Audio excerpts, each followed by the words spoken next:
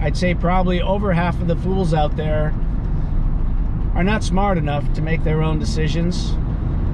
So they're going to believe what they're told. They're just looking for a voice to guide them. And it's a lot like the Star Trek episode where Kirk, Spock, and probably McCoy land on this planet where everyone is so peaceful and so polite, and they bow to them as they walk down the street. Good morning, neighbor. And they're wondering why everyone is just so happy and so content. But then they have what they call the Red Hour, the festival. And that festival occurs one day a year.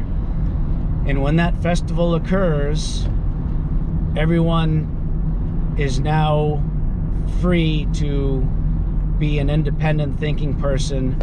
So most of them go out pillaging and raping and burning and looting and stealing until the town's in utter chaos.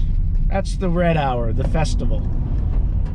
The very next morning, everyone's back to bowing and being polite, even though the buildings are burned down, the bodies lay in the street, the bloody raped women are crawling back home on their hands and knees. Everyone is still back to normal. So it turns out that the Star Trek crew determined that there is a major computer system hidden in some room, probably in City Hall somewhere, and that computer is controlling everyone's mind, and that computer allows this one night a week event to happen so they can blow off steam. I guess they figure, you know, hey, they need to do that in order to maintain the 364 days a year for the rest. And so anyways, the Star Trek crew find this computer, and they find a way to disable this computer.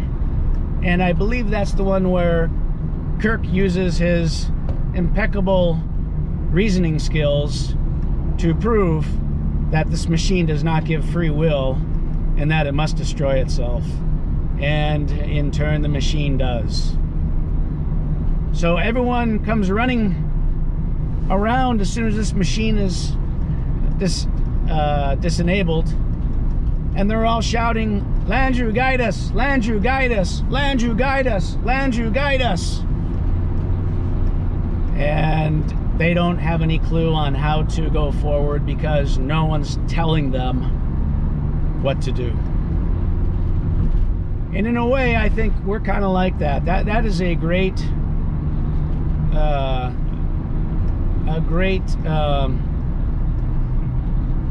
analogy of what is going on these days. Is we're all being guided by a computer. Yes, it's a voice, but it's a voice being delivered via the computer, whether it's your cell phone or your desktop or your tablet.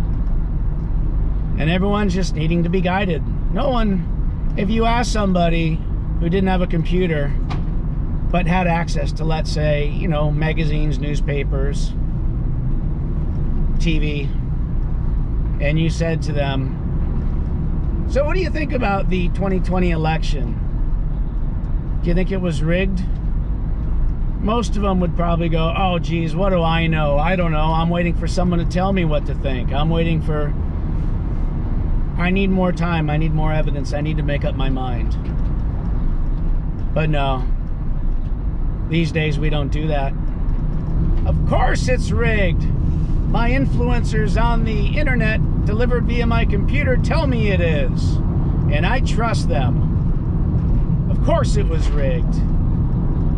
And if you say, yeah, but there's been several lawsuits that have all been tossed out because there's been no evidence. Evidence schmevidence.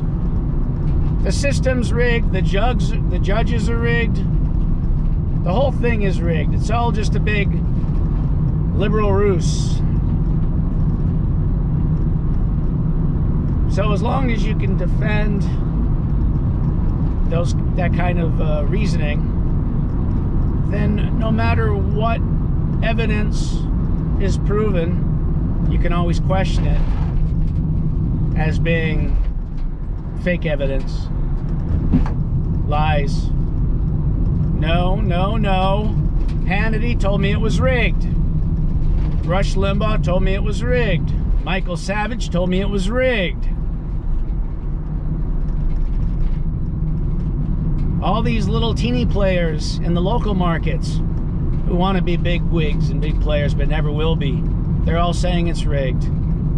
So they're all touting the same story. So if you keep your dial fixed to that one station that plays these guys back to back to back to back, day in and day out,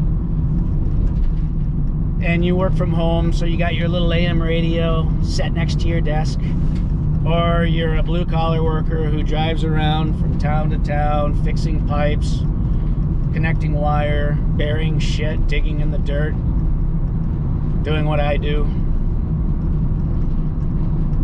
What do you think's gonna happen? You become indoctrinated pretty quick. Strike you down!